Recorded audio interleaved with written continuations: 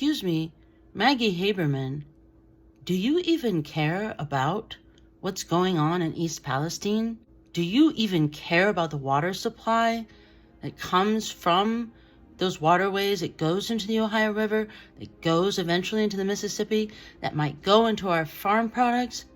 Do you even care? No, you never have. I've never seen you care about anything except the narrative that you are committed to.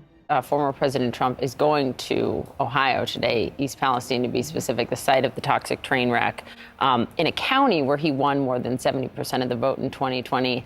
Transportation Secretary Pete Buttigieg hasn't been yet.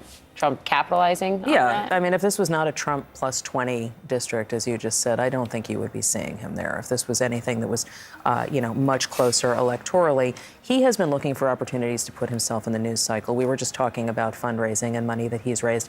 His campaign has not raised a ton of money, and that is part of why you are not seeing him do big rallies, because those are very expensive. So he's looking for ways to put himself in and look as if he's, a contrasting president with President Biden. It can be very dicey when people show up when they have no actual role in a disaster. And so he's not known for his empathy to begin with. So we will see how this visit goes. Since Maggie Haberman speaks with authority, as if everything she says is gospel truth, I decided to look into this whole empathy thing. I mean, we all know how during the campaign the media was saying that Donald Trump's foundation was bogus and that he had Trump University and he's a con artist. But I looked into it. There was an article recently about Joe Biden's empathy. And the narrative right now is that, well, Joe Biden obviously has empathy, but the people aren't seeing it. Empathy is based on the big, giant spending bill that he authorized. That's how empathy is displayed to media. They went through all the instances they could think of and the anecdotes of Joe Biden showing empathy. But how many of you have ever seen this photo or know where it's from? As for Maggie Haberman's assertion that Trump only goes to help people who have overwhelmingly voted for him, that's just simply false. Remember Hurricane Hugo in 1989?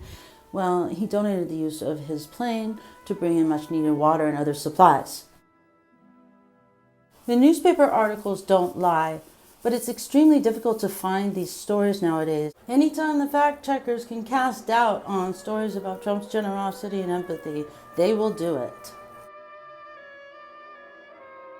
Well, it's definitely not equal treatment, that's for sure. Find out the rest of the story by watching the full video only on Rumble. Link in the bio.